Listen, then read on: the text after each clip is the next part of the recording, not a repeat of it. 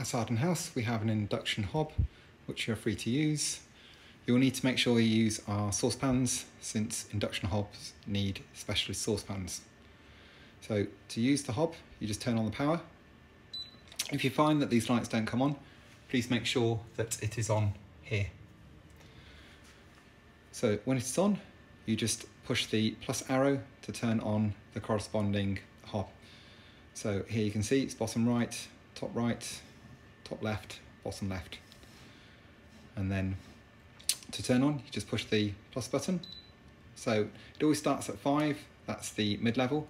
You can go down to 0 or go back up to the highest setting, which is 9.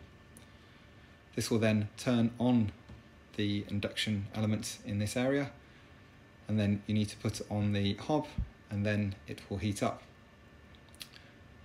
If you wish to set the time, just push this button here and you have 10 minutes, and you can go down 9 minutes to whatever time you wish. To turn off the hob, just push the power button here. And that's how you use the induction hob. Thank you.